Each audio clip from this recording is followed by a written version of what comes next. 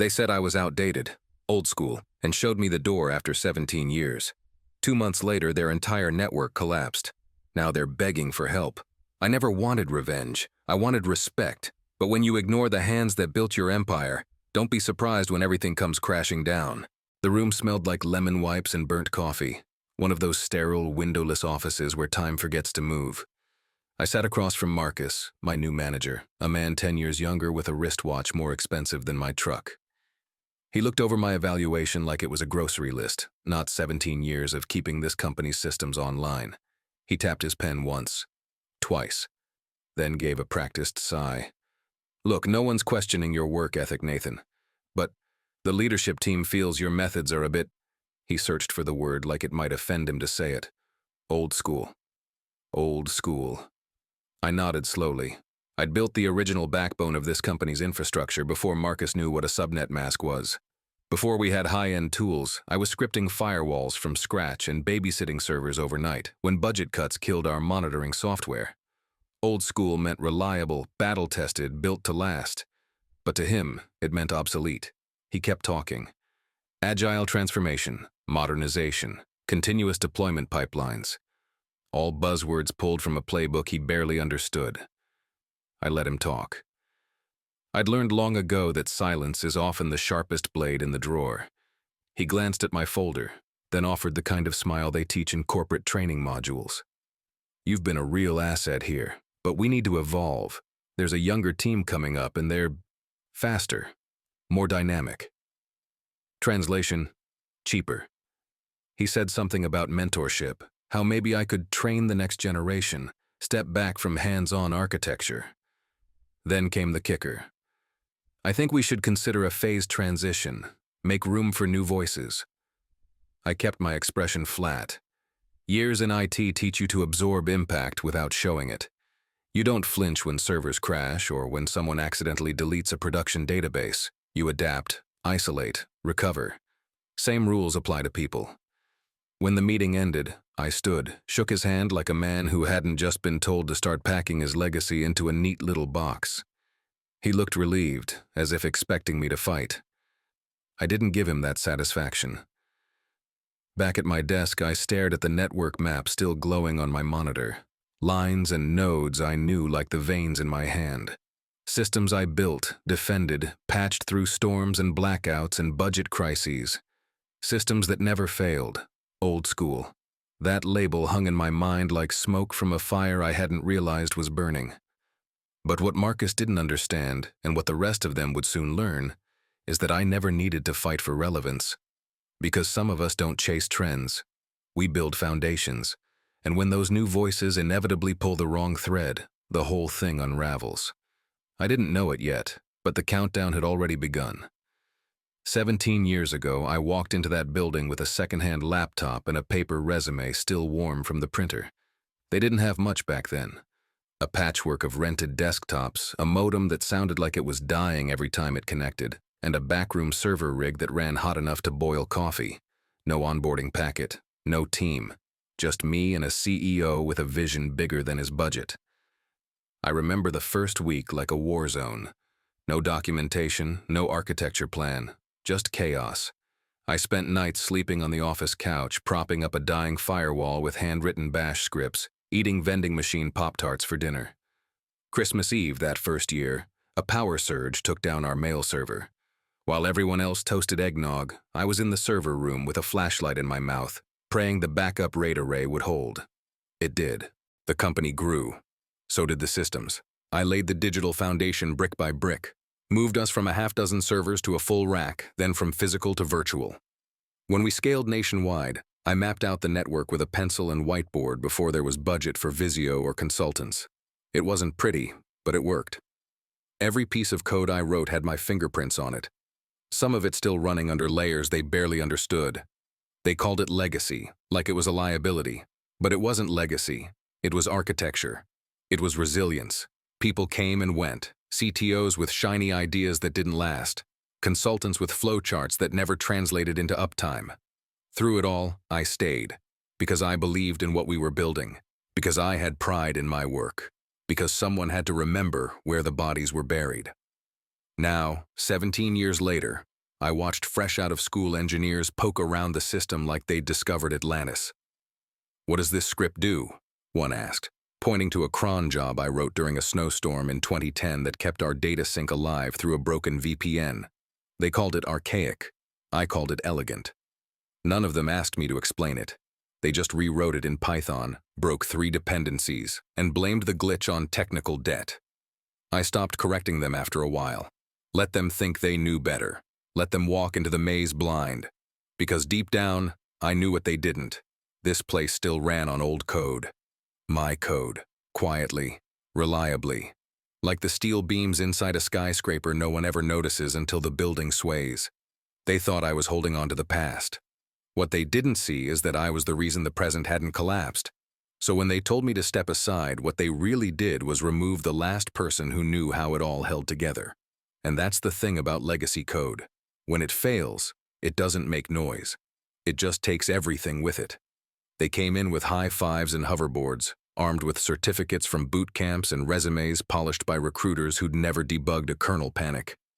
They called themselves DevOps ninjas, cloud architects, automation evangelists, titles that didn't exist when I started. Their confidence was loud, the kind of loud that didn't have time for questions, only assumptions. Their first week, one of them asked me if we had a Kubernetes cluster. I told him we didn't need one for what we did, that our containerized environment was running smoothly on Docker Swarm with customized orchestration I'd built myself. He gave me a look like I'd just confessed to using rotary phones and dial-up. "Old school," he muttered, like it was a slur. By the second week, they were rewriting systems without asking. One of them tore down our internal DNS and rebuilt it using Terraform scripts pulled from GitHub. Didn't bother to test in staging first. We lost resolution to 3 internal applications for 6 hours. When I pointed it out, they shrugged and blamed legacy fragility. Management didn't flinch. They called it progress. I tried. I offered documentation, historical context, warnings dressed as suggestions. But it became clear fast. I wasn't part of the plan. I was an artifact, something they were too polite to throw away but too arrogant to actually listen to. At meetings, I was invited but never really included. My ideas were valuable but not aligned with the new direction. I became a bottleneck, they said. A word they loved to use. Not because I slowed things down, but because I asked them to think before deploying half-baked changes into production. One afternoon, I walked past a whiteboard where 2 of them were sketching out a new authentication pipeline. I paused. "You're bypassing the secondary token layer," I said. "It's there for a reason. We had a breach attempt in 2016 that nearly wiped our client vaults. That extra hop saved us." They looked at me like I was speaking Latin. "We're implementing single sign-on," one of them said. "More modern, cleaner UX. Not if it opens a back door," I said. He smirked. "We'll tighten it in post-deploy." They didn't. I watched them run fast, break things, and then sprint past the wreckage like none of it mattered. I stopped giving advice, stopped staying late. I focused on documenting what I could, backing up what I'd built, and watching it all shift beneath me like sand. People forget that architecture isn't just about structure. It's about memory, context, knowing why something was done, not just how. But memory was something they didn't have, and respect wasn't something they'd learned to give. They weren't the next generation, they were the test environment, and it was only a matter of time before it all failed in production. Every script I wrote, every system I touched, I documented it. Not the kind of documentation that just checks a box, but the kind that tells a story. The why behind the what. Which patch caused which error? Which config file needed to be restarted manually after a power flicker in the east rack? My notes were detailed, precise, sometimes annotated with timestamps and server moods. Because yes, some machines did have moods. I didn't do it to impress anyone. I did it because when things broke, and they always broke, someone needed to know where to look. My old boss once told me, "You're only as good as your last log entry." I took it to heart. Over the years, I built out a living archive, housed across encrypted drives, offline backups, and printed copies locked in a fireproof drawer. I wasn't paranoid. I was prepared. The new team didn't see it that way. "Too verbose," one of them said as he scrolled through a 12-page PDF I'd put together on our load balancer setup. You could just say use a proxy and call it a day. I looked at him. And when it fails under concurrent SSL handshakes from 4 different regions during an update window? He blinked. We'll scale auto-heal through the cloud. Right. They didn't want stories. They wanted shortcuts. Anything longer than a paragraph was treated like an antique. I watched one of them wipe a legacy file server without checking my notes on its dependencies. It took down 3 internal tools, 2 partner integrations, and our automated payroll sync. The fix was simple, if you knew the right keystroke sequence from 2011. They didn't. But I did. I never said I told you so. Never gloated. Just handed them the section of the doc they'd skipped and let them read it in silence. That was the moment I realized they weren't building from the ground up. They were just tearing down what they didn't understand. They brought in consultants, young, fast-talking types with LinkedIn slideshows and acronyms for days. They said we needed to shift to a leaner architecture, that it was time to sunset the old and embrace the agile. But no one ever asked how we'd lasted 17 years without a major data breach. No one asked why uptime stayed above 99.99% even through vendor outages and black swan incidents, because they weren't interested in the systems. They were interested in the credit. So I kept documenting, quietly, thoroughly. Everything they broke, I noted. Every rollback, every near miss, every shortcut taken without a safety net. I wasn't doing it for them anymore. I was doing it for the system, for the truth. Because in the end, when it all crashes, and it always crashes, someone will need to know how to put the pieces back together, and that someone wasn't going to be them. It happened on a Sunday. I remember because it was the first one in months where I didn't wake up with a to-do list. I was on the porch, coffee in hand, watching the neighbor's kid chase a soccer ball down the sidewalk. Peaceful. Until my phone buzzed 4 times in a row. The East Coast regional server cluster was reporting latency spikes, then dropped nodes, then total silence. By the time I'd logged into the monitoring dashboard, half the branch's back-end services were down. Ticketing, sales, customer CRM, flatlined. I didn't panic, I just moved.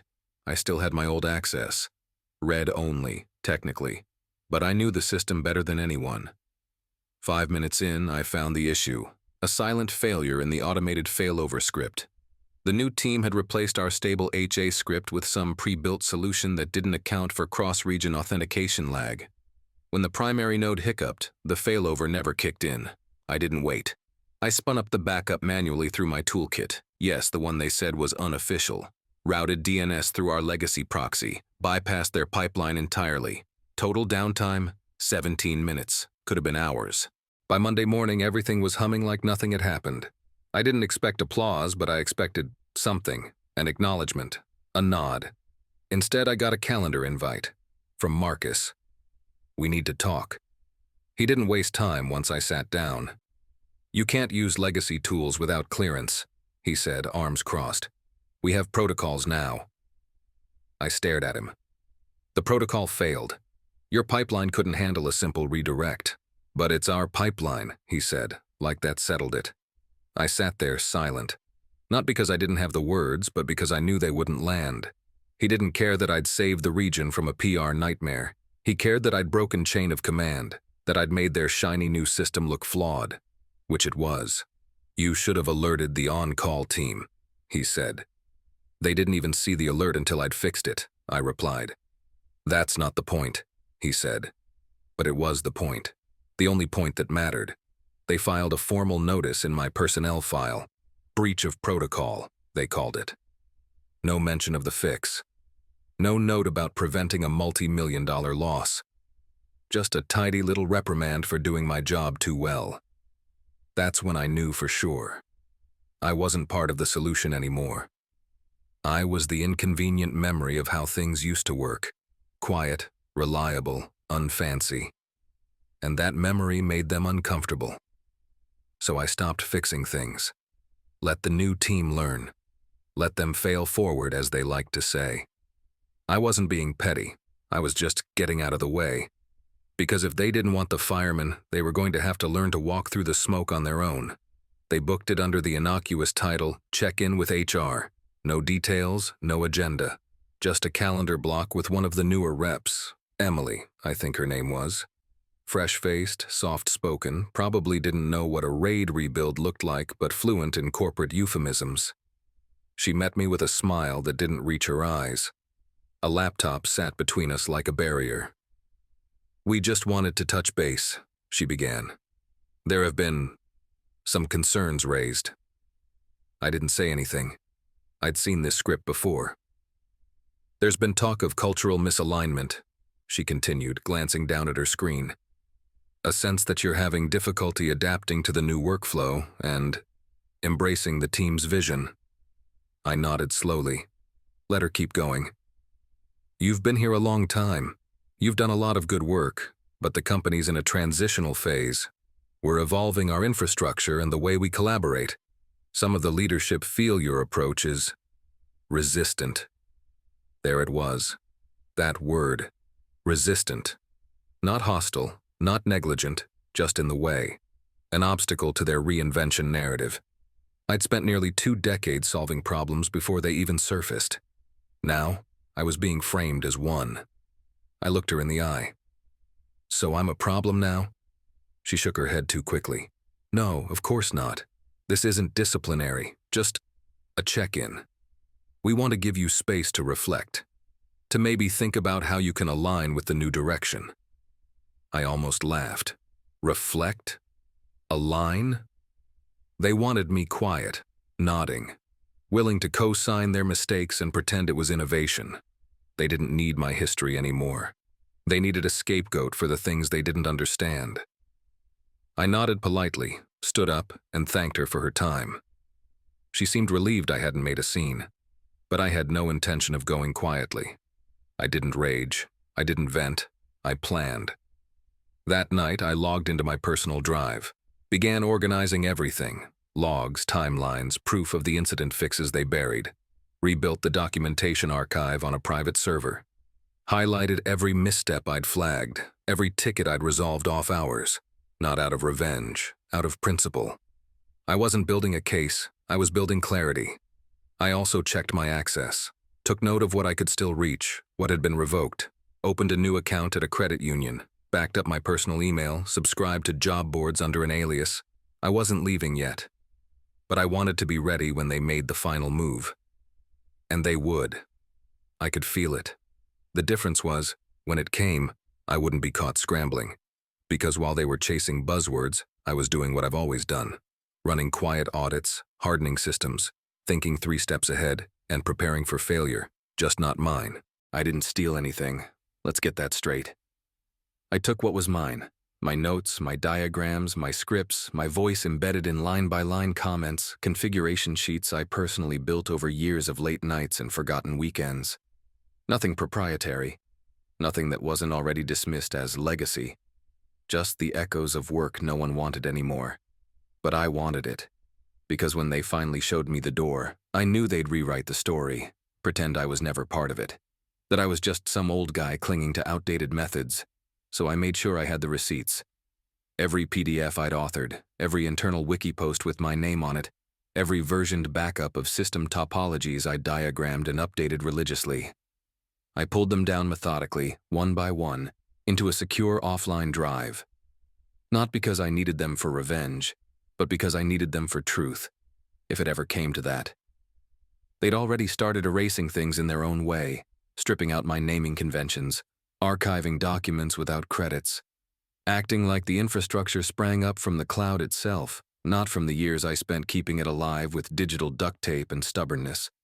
Some of the stuff was public anyway, shared architecture presentations I'd done at tech conferences, best practice guides the company had allowed me to publish under my own name. Those I mirrored to a private repo, just in case. I didn't do it in one night. I did it quietly, over weeks. A config file here, a network flow diagram there. They were too busy planning the next migration to notice. The irony was almost poetic. While they accused me of resisting change, I was the only one preparing for the collapse they couldn't see coming. I had folders sorted by year, by department, even by incident. DNS outage 2013, firewall exploit patch 2016. HR System Meltdown 2018. Each one with logs, timelines, impact notes. Things you don't remember until they bite you again. And here's the thing. I didn't do it because I thought I'd be a hero. I did it because I respect the systems. You don't build something and walk away without leaving a map, even if no one's asking for it, especially if no one is. When I finished, I encrypted the drive and stored a backup offsite. Standard procedure. Not paranoid, just thorough. I looked over it one last time. 17 years of invisible work distilled into a few gigabytes. To anyone else, it was a mess of files. To me, it was a ledger. Of every hour I gave, every decision I made, every disaster I prevented before it even had a name. They wanted to erase the past. I wasn't going to let them. It was 4:17 p.m. on a Friday when I got the invite. Subject line, quick sync. No agenda.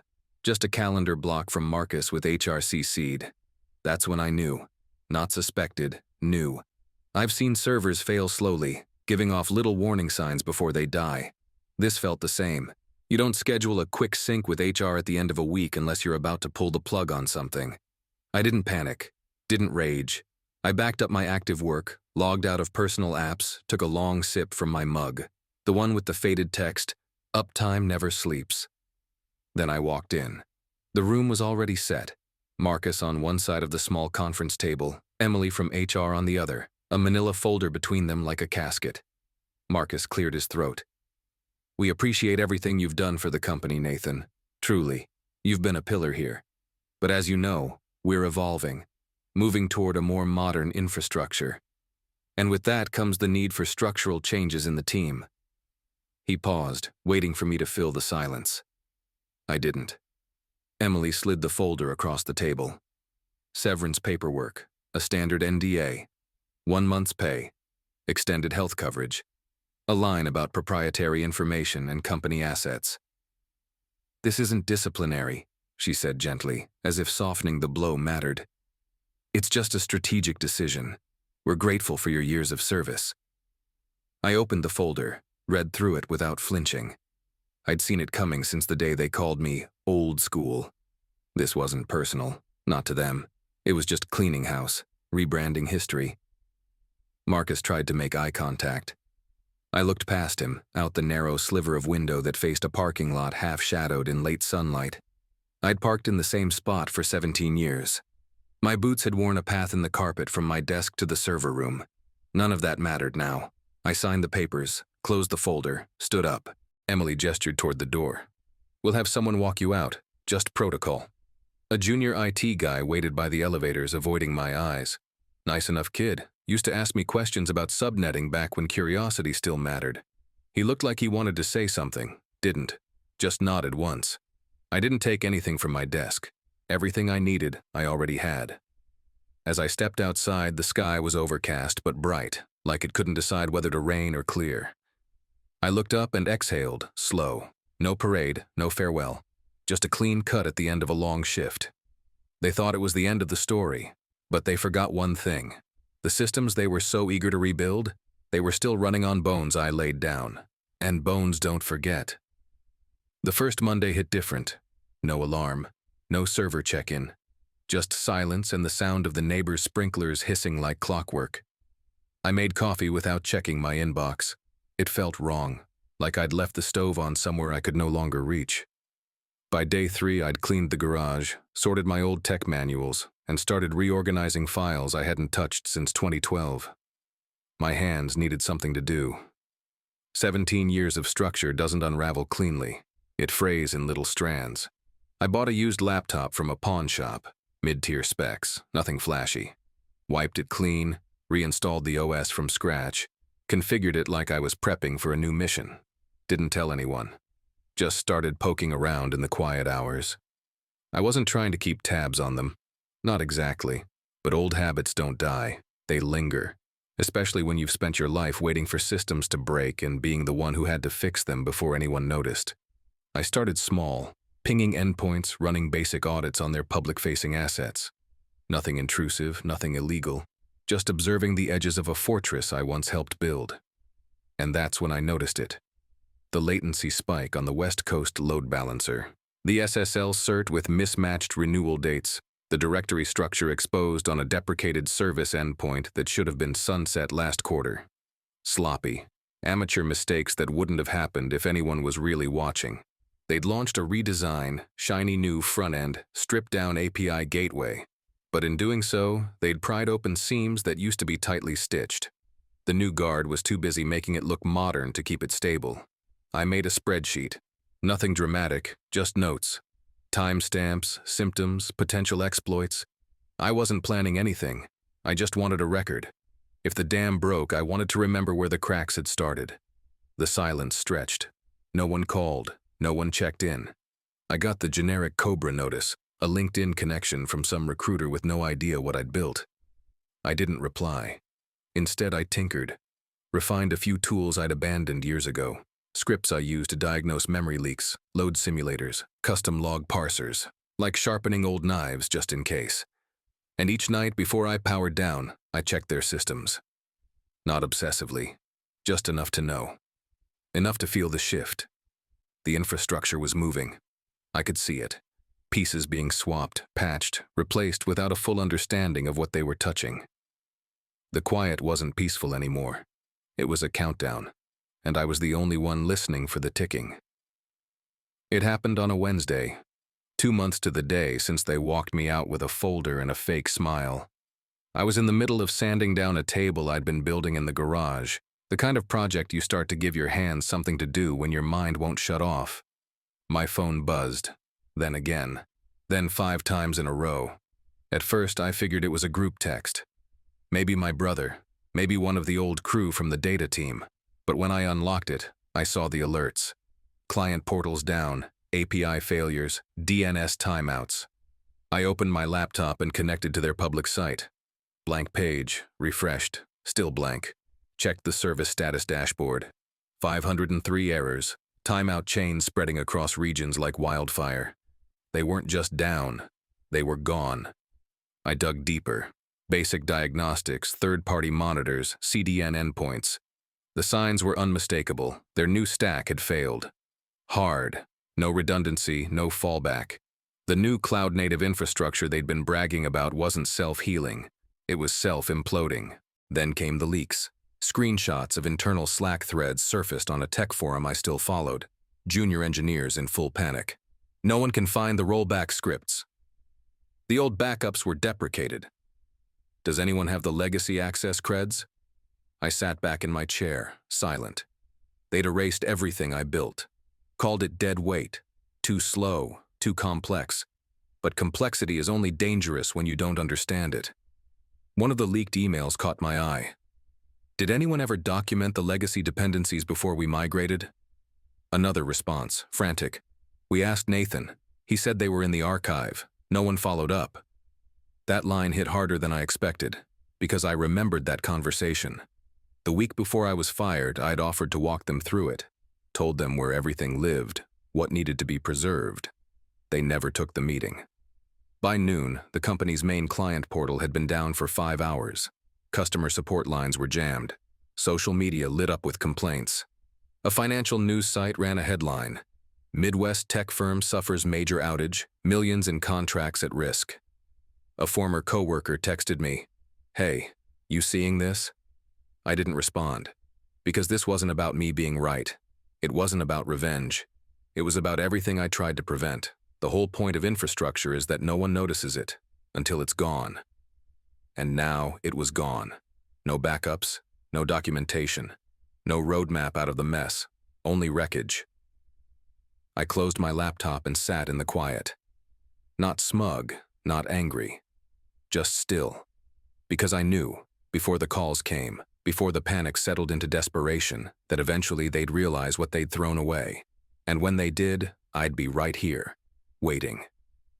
The call came at 6:42 p.m. unknown number. I let it ring once, twice. Thought about ignoring it. Then I picked up. Old instincts. Nathan speaking. A pause, then a voice I hadn't heard in over a year. Rachel Klein, the CIO. "Hi, Nathan, it's Rachel. She faltered, took a breath. "I'm sorry to call out of the blue, but we have a situation." I didn't say anything, just let the silence stretch. She continued. I know you've probably heard. We're experiencing a widespread outage. The team's doing everything they can, but... Another breath. We're in over our heads. I could hear the strain in her voice. Not just pressure, fear. Internal systems are down. Client platforms are unstable. We lost several critical backups during the migration. No one can find the original configurations. We can't even access the legacy logs because they were archived off network. And... She hesitated. Marcus said you might still have your documentation. So now I was useful. Now the legacy code mattered. Can you help us? She asked finally. I stood in my kitchen, staring at the sink full of dishes I hadn't bothered with all day. I didn't gloat, didn't give her a speech, didn't even mention the NDA they forced me to sign or the warning they ignored. That wasn't the point anymore. How bad is it? I asked. Worst I've ever seen, she said quietly. We're bleeding clients by the hour. There's a regulatory audit in 3 weeks. If we can't recover the system integrity logs, we're looking at legal exposure. And there it was, the truth beneath the panic. This wasn't just about servers and scripts. This was about survival. I let the silence hang again. I need to think about it, I said. Another pause. I understand, she said. But please, if you can help, we'll make it worth your time. I'll personally authorize a contract. No red tape. Just name your terms.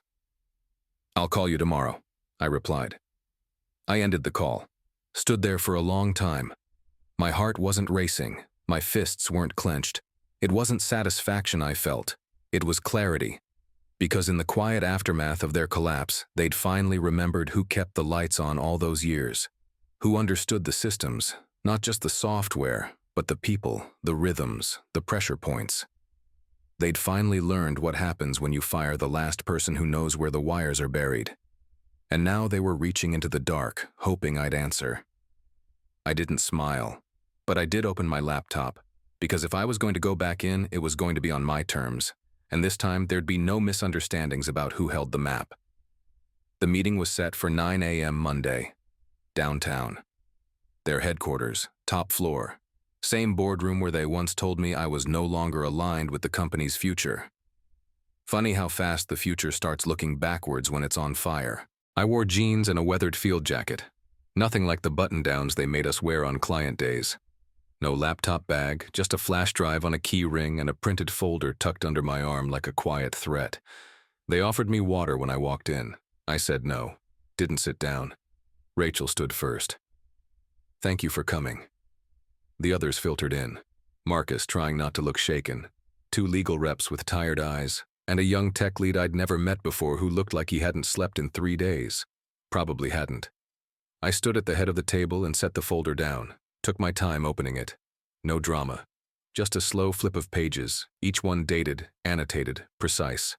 Incident reports, configuration warnings, copies of documentation I'd sent, emails they ignored, slideshow bullet points from when I'd flagged the lack of redundancies in their new deployment model. Marcus cleared his throat. We understand you've maintained some records. I didn't look at him. I looked at Rachel. I told you there were gaps, I said.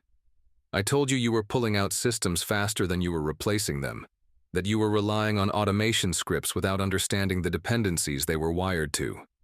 Rachel nodded once. And we didn't listen, I know. The legal guy leaned forward. Before we proceed, we'd need to formalize some parameters. A contract. No, I cut in. Not yet. The room fell still. I'm not here to salvage your system for a flat fee. This isn't a fire drill where you drag the retired firefighter out of bed and throw him a hose. If I go in, it's on my terms. I held up a sheet from the folder, an email dated 8 months earlier. My name in the header, subject line, Legacy Contingencies, Action Needed. You had your warning, I said, and you filed it, then ignored it. The young tech lead looked like he was taking notes with his eyes. I want a limited engagement contract.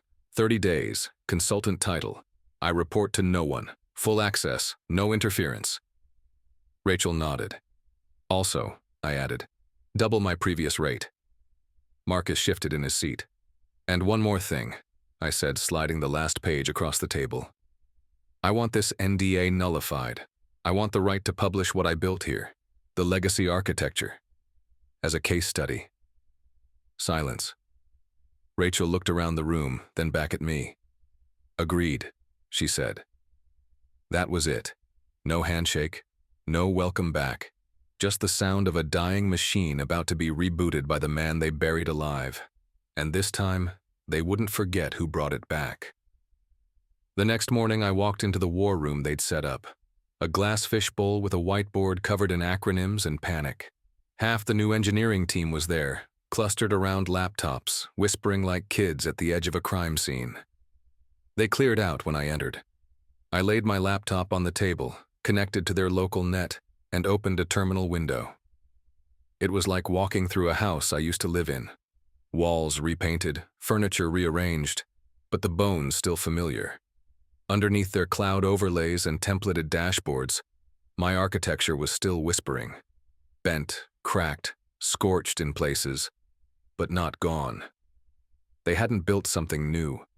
They'd put a modern skin over a system they didn't understand and hoped it would hold. It didn't. At 10:03 a.m., I called the first meeting with the board and the senior tech leadership. Rachel was already there. Marcus came in last, still trying to look in control. I've done a full audit of what's left, I said, pulling up a clean diagram I'd rebuilt overnight. Your choices are simple. They stared at the screen. 2 branches, 2 outcomes. Option 1, rebuild the legacy system with my oversight. Restore stability, layer in gradual upgrades, retrain the team. Estimated timeline, 3 months. Projected cost, $500,000. Option 2, scrap it all. Start over. New cloud infra, vendors, migration plans, regression testing. Estimated timeline, 9 to 12 months. Budget minimum, $1.6 million, assuming nothing else breaks.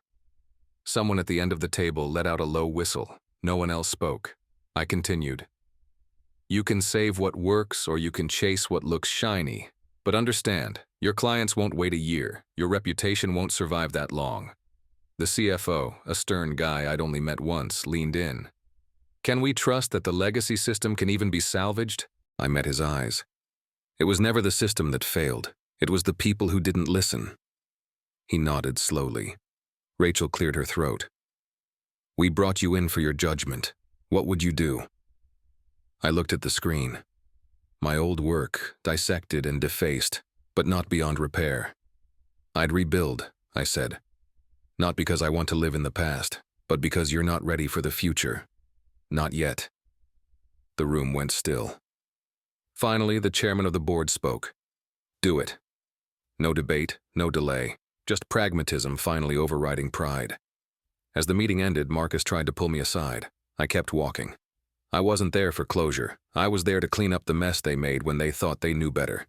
And this time, they'd pay to learn the difference. My badge didn't work when I walked in. I didn't ask them to fix it. I wasn't there to belong. I was there to rebuild. Reception handed me a temporary key card with consultant printed in block letters, like a warning label. No cube, no desk, no email address. Just a seat in the old server room. What used to be my second home before they gutted it and turned it into a glorified storage closet. Dust on the racks, silent fans, forgotten cables coiled like dead snakes. Perfect. They gave me full access. At my insistence and Rachel's approval. No managers hovering over my shoulder. No team stand-ups, no Jira boards or sprint grooming. Just me, a terminal window, and the bones of a system they'd tried to bury. First thing I did was isolate the damage. Their automation scripts had looped themselves into redundancy failures, eating resources like fire through dry grass. Backups were corrupted. Logging tools had been replaced with third-party junk no one had configured properly. I shut it all down. Not the network, just the noise. Cleaned out redundant daemons. Rebuilt cron schedules from scratch. Reinstated legacy health check protocols they'd called unnecessary overhead. Within the first 24 hours, system load dropped by 37%. Memory leaks that had been stacking for weeks were gone by lunch. They noticed. Engineers started poking their heads in, cautiously at first. Curious. One even asked if I could show him how I was parsing logs so quickly. I did. I wasn't there to gloat. I was there to work. They'd spent so long calling me old school. They'd forgotten what it looked like when things just worked. By day 5, the core systems were stable. Not perfect, but humming. Predictable. Bulletproof.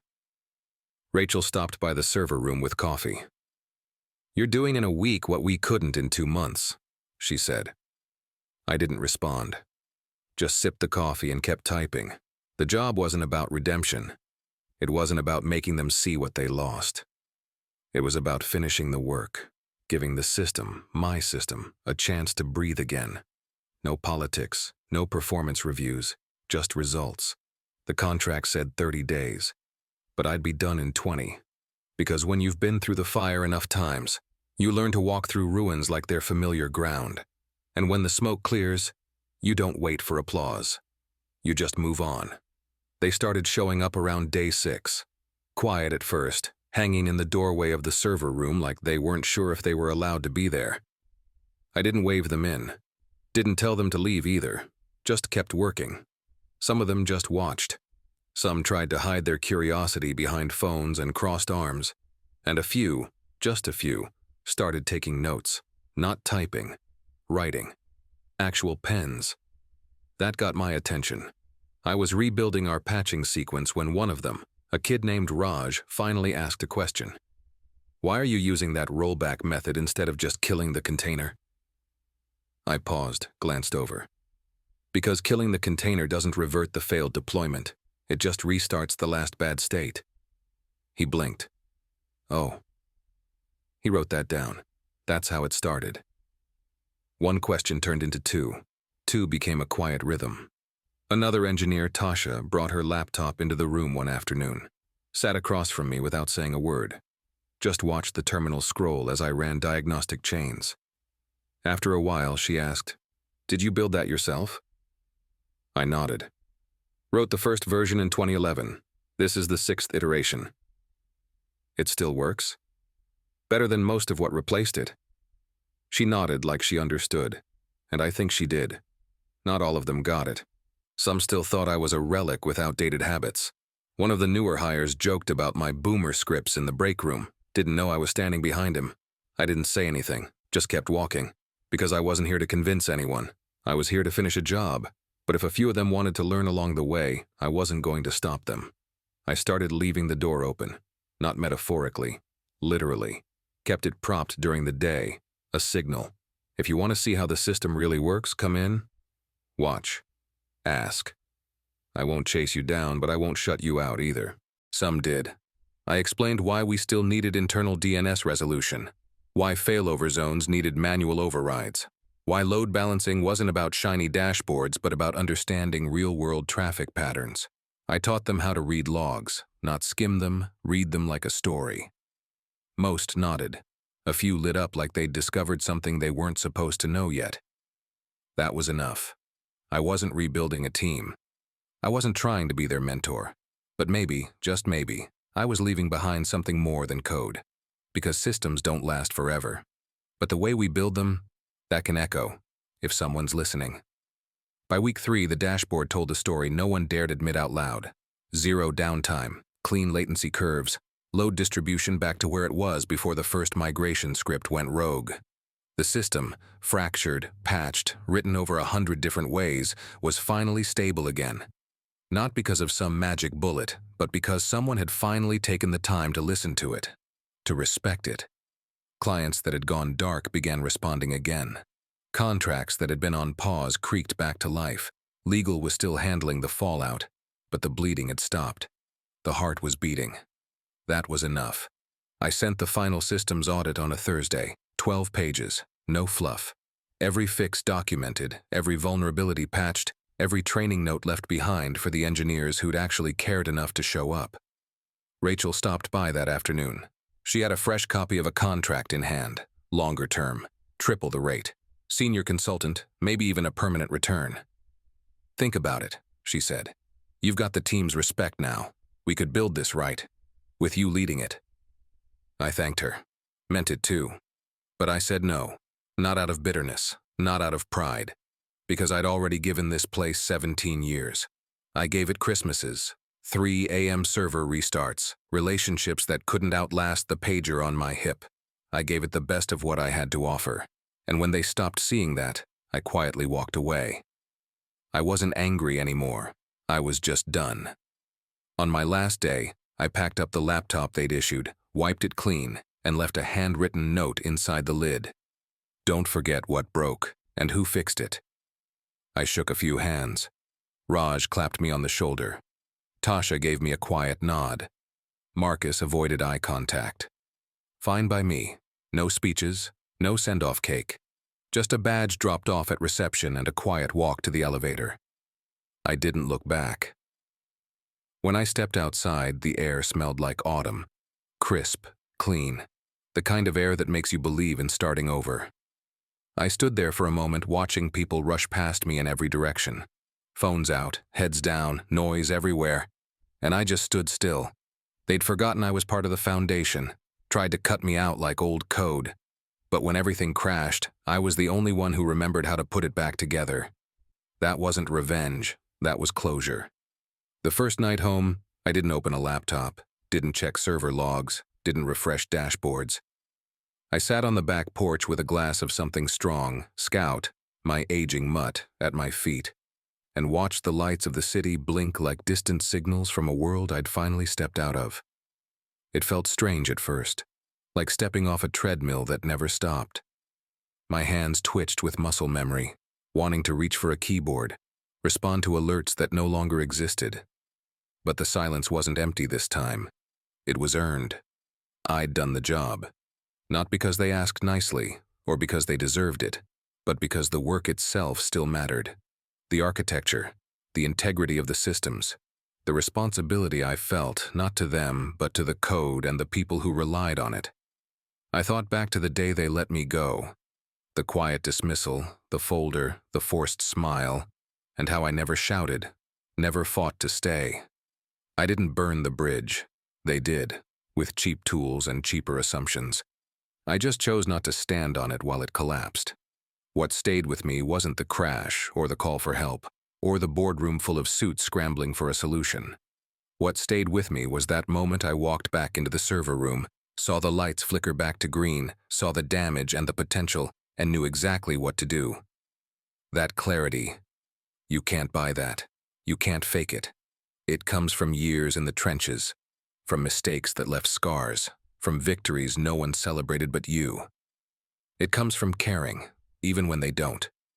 I didn't return to prove them wrong. I returned because it was broken and I knew how to fix it. Simple as that. That kind of peace doesn't come easy. It doesn't come with applause or headlines or gratitude. It comes in the quiet, when no one's asking anything of you anymore, and you still choose to do what's right. They might forget my name, might overwrite my code, might replace every trace I left in the system. But they'll remember the silence before the fix, and I'll remember that I walked away clean, with my work intact, my values unshaken. The lights in the city flickered again. Somewhere in one of those buildings, someone was writing code for a system they didn't fully understand. Someday they might need help too, but it wouldn't be mine to give. Not anymore. This time, I had peace, and that was enough. It came in the mail, tucked between a phone bill and some hardware catalog I didn't remember subscribing to. A plain envelope with no return address, my name handwritten in careful block letters. I almost tossed it. Almost. But something made me open it. Inside was a short letter. No fluff. Just a few lines of tight, nervous handwriting. Hey, Nathan. Not sure if you'll even get this. Just wanted to say thanks. The notes you left on the internal failover script saved our asses last week. We were flying blind until someone remembered the archive folder you built. Found your logs, found the fix. Brought us back online in under 20. Thought you'd want to know. It was signed, Raj. I read it twice, then folded it back up and set it on the table next to my coffee. I didn't smile. Not exactly, but there was something in my chest that eased, because that's the thing they never tell you. Legacy doesn't mean outdated. It doesn't mean crusty or irrelevant or something to be replaced. Legacy means it survived. It means someone took the time to build it the right way, not the fastest way, not the trendiest way, the right way. It means it held the line when everything else failed. They'll keep updating their systems, keep chasing the new, the sleek, the buzzword-filled dreams of automation and artificial intelligence. And maybe some of it will stick. Maybe they'll even build something better.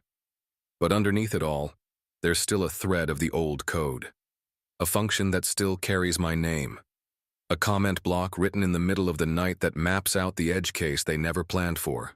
A warning, a reminder, a footprint. I never needed a plaque, never cared about credit.